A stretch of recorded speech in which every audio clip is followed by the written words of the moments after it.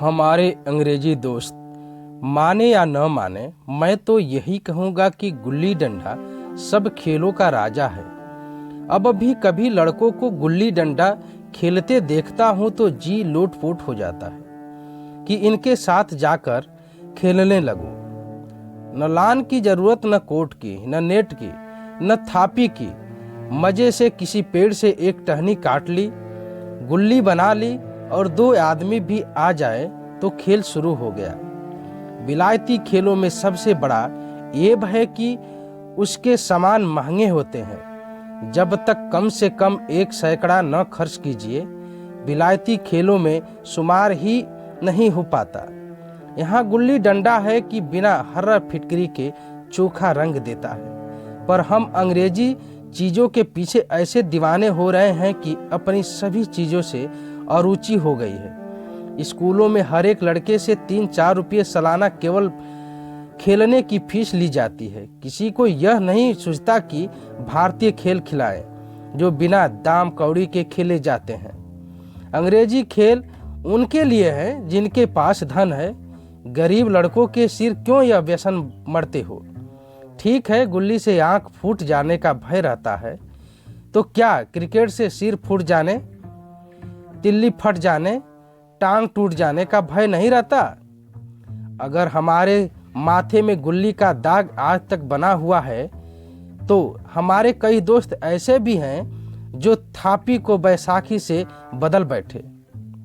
यह अपनी अपनी रुचि है। मुझे गुल्ली ही सब खेलों से अच्छी लगती है और बचपन की मीठी स्मृतियों में गुल्ली ही सबसे मीठी है।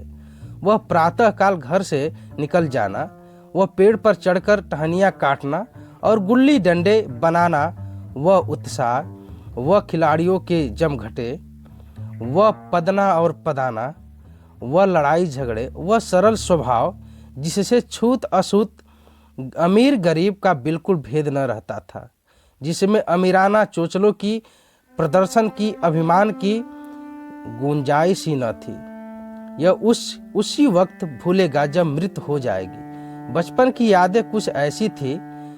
घर वाले बिगड़ रहे हैं, पिताजी चौके पर बैठे तेज से रोटियों पर अपना क्रोध उतार रहे हैं, अम्मा की दौड़ केवल द्वार तक है, लेकिन उनकी विचारधारा में मेरा अंधकारमय भविष्य टूटी हुई नौका की तरह डगमगा रहा है। और मैं हूँ कि पदाने में मस्त हूँ और नहाने की सुध नहीं है, न खाने की। गुल्ली है तो जरा सी, पर उसमें दुनिया भर की मिठाइयों की मिठास और तमाशों का आनंद भरा हुआ है। मेरे हमजोलियों में एक लड़का था, गया मुझसे 2-3 साल बड़ा होगा। दुबला, बंदरों की सी लंबी लंबी पतली पतली उंगलियां, बंदरों की सी चपलता, वही झल्लाहट। गुल्ली कैसी भी हो, पर इस तरह लपकता था जैसे छिपकली कीड़ों पर लपकती है। मालूम नहीं उसके माँ बाप थे या नहीं, कहाँ रहता था, क्या खाता था, पर था हमारे गुल्ली कल का चैंपियन। जिस तरफ वह आ जाए उसकी जीत निश्चित थी। हम सब उसे दूर से आते देख उसका स्वागत करने के लिए दौड़ते थे और अपना गोइया बना लेते थे। एक दिन मैं और गया दोनों ही खेल रहे थे। वह पदा रहा था, मैं पद रहा था, मगर कुछ विचित्र बातें हैं। पदाने में हम दिन भर मस्त रह सकते, लेकिन पदना 1 मिनट का भी अखरता है। मैंने गला छुड़ाने के लिए सब चालें चली, जो ऐसे अवसर पर शास्त्र विहित न होने पर भी साक्ष्य है, क्षम्य है। लेकिन गया अपना दांव लिए बगैर मेरा पिंड न छोड़ता। मैं घर की ओर भागा। अनुनय विनय का कोई असर न हुआ। गया ने मुझे दौड़कर पकड़ लिया और डंडा तानकर बोला, मेरा दांव देकर जाओ। पदाया तो बड़े बहादुर बन के पदने के बारे में क्यों भागे जाते हो? मैं बोला, तुम दिन भर पदाओ तो मैं दिन भर पदता रहूं? गया बोला, हाँ, तुम्हें दिन भर पदना पड़ेगा। मैंने कहा, न खाने जाऊं न पीने जाऊं? गया बोला, हाँ, मेरा दाव दिए बिना कहीं नहीं जा सकते। मैंने कहा, मैं तुम्हारा गुलाम हूं? गया बोला, हाँ मेरे गुलाम हो। मैंने कहा, मैं घर जाता हूँ, देखूं मेरा क्या कर लेते हो। गया बोला, घर कैसे जाओगे, कोई दिलग्गी है, दाव दिया है दाव लेंगे। मैंने कहा, अच्छा कल मैंने अमरूद खिलाया था वो लौटा दो। गया बोला, वह तो पेट में चला गया। मैंने कहा, निकालो पेट से, तुमने क्यों खाया मेरा अमरूद। गया बोला, अमरूद तुमने दिया तब मैंने खाया, मैंने तुमसे मांगने न गया था। मैंने कहा, जब तक मेरा अमरूद न दोगे मैं दांव न दूंगा। मैं समझता था न्याय मेरी ओर है, आखिर मैंने किसी स्वार्थ से ही उसे अमरूद खिलाया होगा। कौन निस्वार्थ किसी के साथ सलूक करता है, भिक्षा तक तो स्वार्थ के लिए देते हैं। जब गया ने अमरूद खाया तो फिर उसे मुझसे दाव लेने का क्या अधिकार है। रिश्वत देकर तो लोग खून पचा जाते हैं, यह मेरा अमरूद यूं ही हजम कर जाएगा। अमरूद पैसे के 5 वाले थे, जो गया के बाप को भी नसीब न होंगे। यह सरासर अन्याय था। गया ने मुझे अपनी ओर खींचते हुए कहा, मेरा दाव देकर जाओ, अमरूद मैं नहीं जानता। मुझे न्याय का बल था, वह अन्याय पर डटा हुआ था। मैं हाथ छुड़ाकर भागना चाहता था, वह मुझे जाने न देता।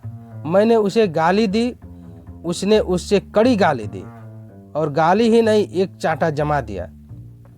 मैंने उसे दांत काट लिया, उसने मेरी पीठ पर डंडा जमा दिया। मैंने रोने लगा।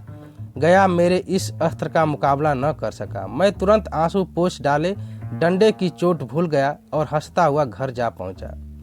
मैं थानेदार का लड़का एक नीच जाति के लौंडे के हाथों पिट गया, यह मुझे उस समय भी अपमानजनक मालूम हुआ, लेकिन घर में किसी से शिकायत न की। उन्हीं दिनों पिताजी का वहां से तबादला हो गया।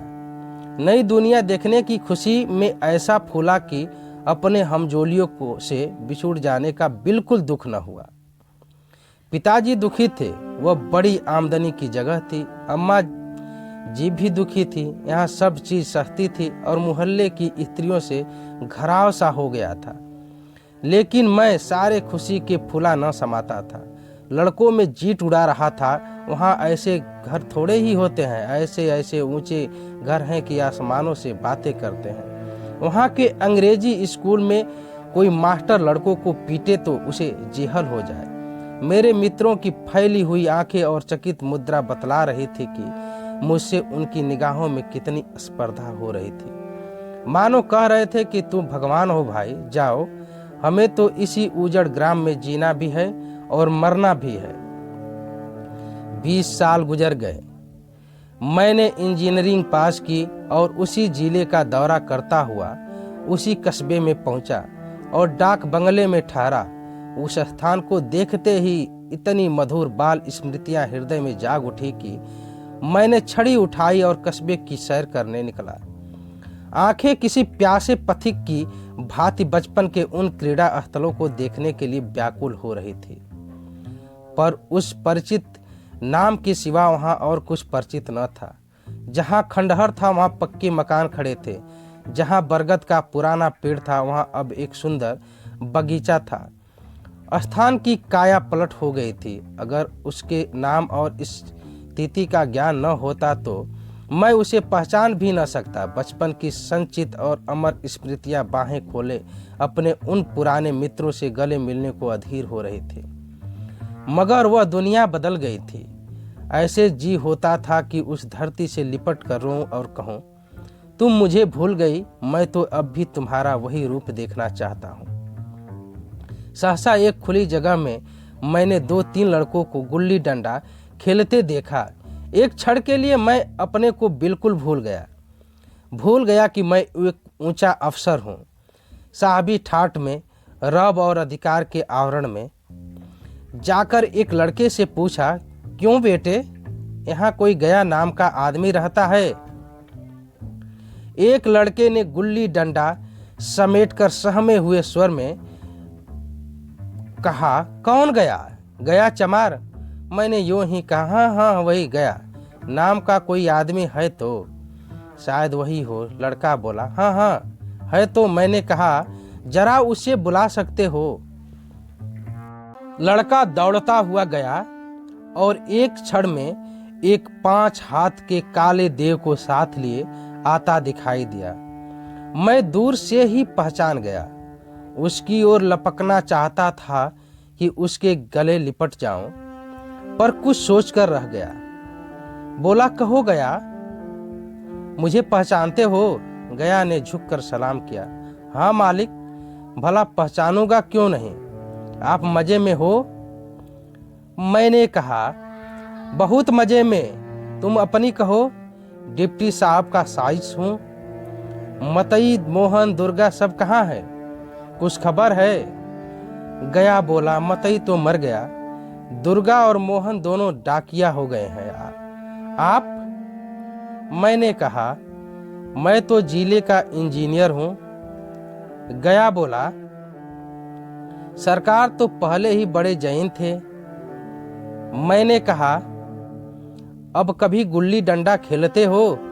गया ने मेरी ओर प्रश्न भरी आंखों से देखा और बोला, अब गुल्ली डंडा क्या खेलूंगा सरकार, अब तो धंधे से छुट्टी नहीं मिलती। मैंने कहा, आओ आज हम तुम खेलें। तुम पदाना हम पदेंगे, तुम्हारा एक दांव हमारे ऊपर है, वह आज ले लो। गया बड़ी मुश्किल से राजी हुआ। वह 18 टके का मजदूर, मैं एक बड़ा अफसर, हमारा और उसका क्या जोड़। बेचारा झेप रहा था, यानी झिझक रहा था, लेकिन मुझे भी कुछ कम झेप न थी। इसलिए नहीं कि मैं गया के साथ खेलने जा रहा था, बल्कि इसलिए कि लोग इस खेल को अजूबा समझकर इसका तमाशा बना लेंगे और अच्छी खासी भीड़ लग जाएगी। उस भीड़ में वह आनंद कहाँ रहेगा, पर खेले बगैर तो रहा नहीं जाता। आखिर निश्चय हुआ कि दोनों जने बस्ती से बहुत दूर खेलेंगे और बचपन की उस मिठाई को खूब रस लेकर खाएंगे। मैं और गया को लेकर डाक बंगले पर आया और मोटर में बैठकर दोनों मैदान की ओर चले। साथ में एक कुल्हाड़ी ले ली। मैं गंभीर भाव धारण किए हुए था, लेकिन गया इसे अभी तक मजाक ही समझ रहा था। फिर भी उसके मुख पर उत्सुकता या आनंद का कोई चिन्ह न था। शायद वह हम दोनों में जो अंतर हो गया था, यही सोचने में मगन था। मैंने पूछा, तुम्हें कभी हमारी याद आती थी गया? सच कहना। गया झेंपता हुआ, झिझकता हुआ बोला, मैं आपको याद करता हूँ हुजूर। किस लायक? भाग में आपके साथ कोई दिन खेलना बदा था, नहीं मेरी क्या गिनती। मैंने कुछ उदास होकर कहा, लेकिन मुझे तो बराबर तुम्हारी याद आती थी। तुम्हारा वह डंडा जो तुमने तान कर जमाया था, याद है ना? गया ने पछताते हुए कहा, वह लड़कपन था सरकार, उसकी याद न दिलाओ।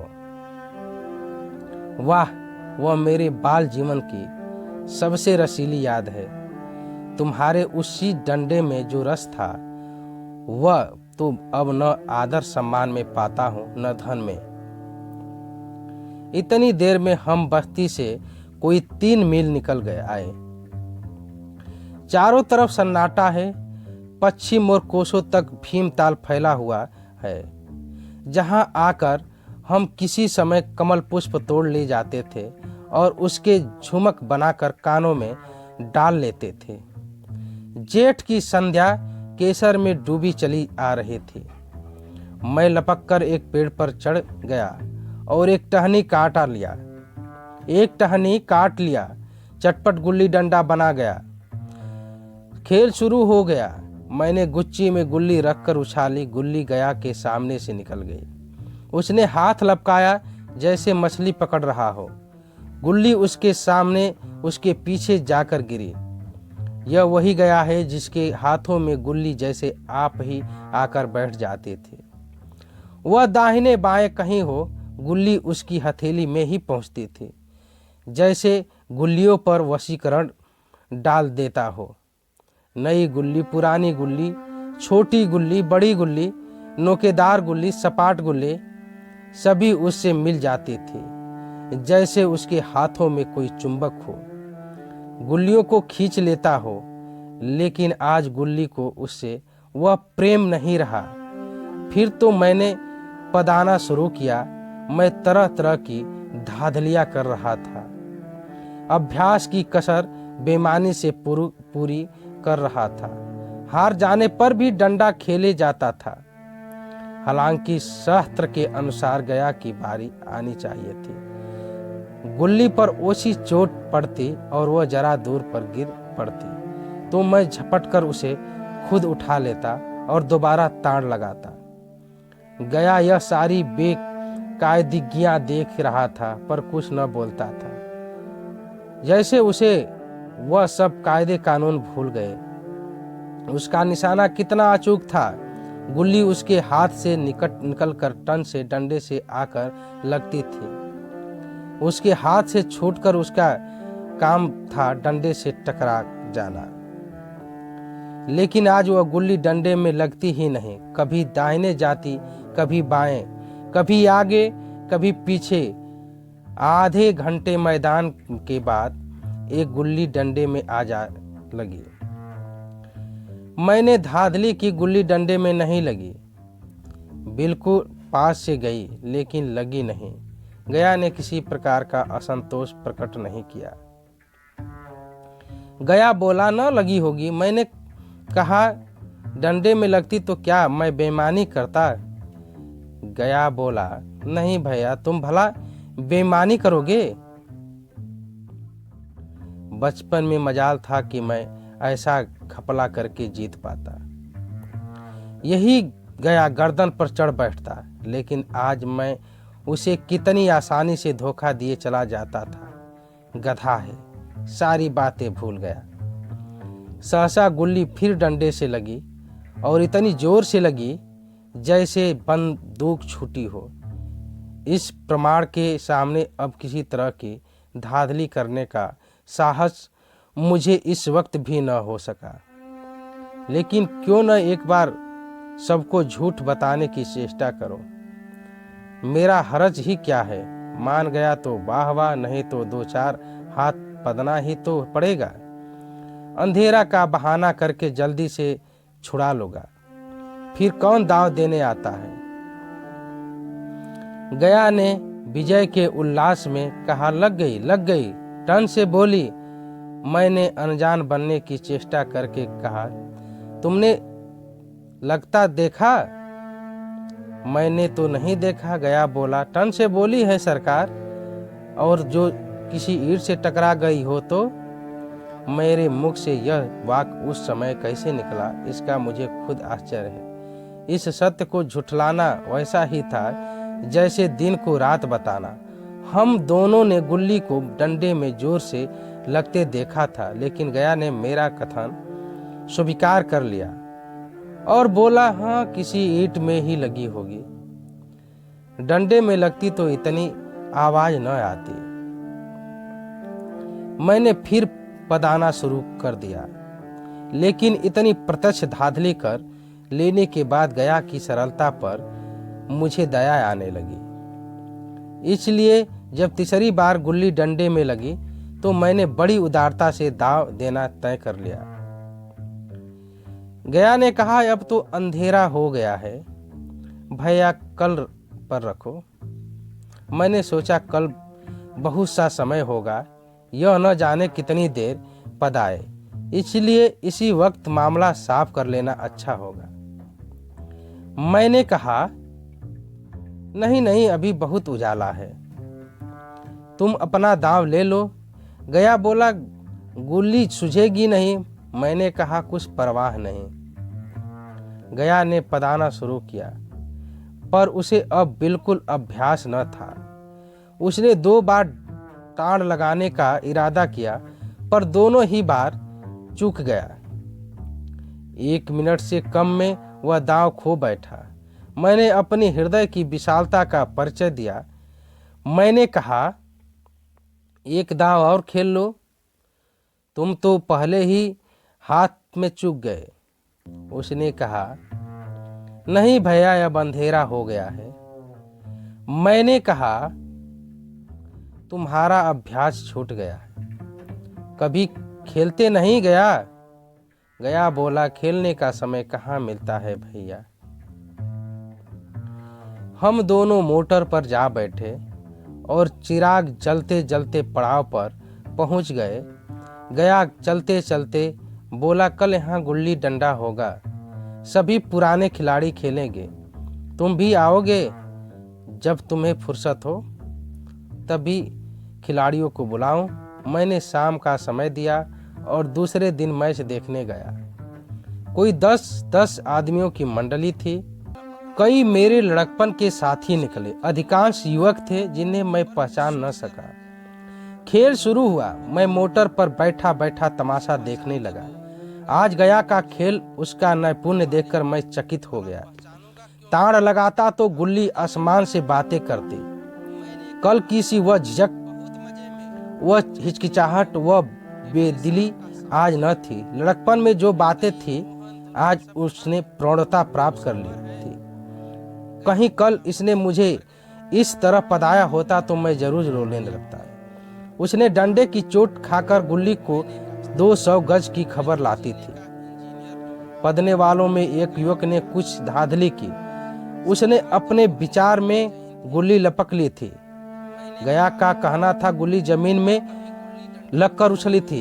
इस पर दोनों में ताल ठोकने की नौबत आई। युवक दब गया। गया का तमतमाया हुआ चेहरा देखकर डर गया। अगर वह दब न जाता तो जरूर मारपीट हो जाती। मैं खेल में न था, पर दूसरों के इस खेल में मुझे वह लड़कपन का आनंद आ रहा था जब हम सब कुछ भूलकर खेल में मस्त हो जाते थे। अब मुझे मालूम हुआ कि कल गया ने मेरे साथ खेला नहीं, केवल खेलने का बहाना किया। उसने मुझे दया का पात्र समझा। मैंने धांधली की, बेईमानी की, पर उसे जरा भी क्रोध न आया, इसलिए कि वह खेल न रहा था, मुझे खिला रहा था, मेरा मन रख रहा था। वह मुझे पदाकर मेरा कचूमर नहीं निकालना चाहता था। मैं अब अफसर हूँ। यह अफसरी मेरे और उसके बीच में दीवार बन गई। मैं अब उसका लिहाज पा सकता हूँ, अदब पा सकता हूँ, साहचर्य नहीं पा सकता। लड़कपन था तब मैं उसका समकक्ष था। यह पद पाकर अब मैं केवल उसकी दया का योग्य हूँ। वह मुझे अपना जोड़ नहीं समझता। वह बड़ा हो गया है, मैं छोटा हो गया।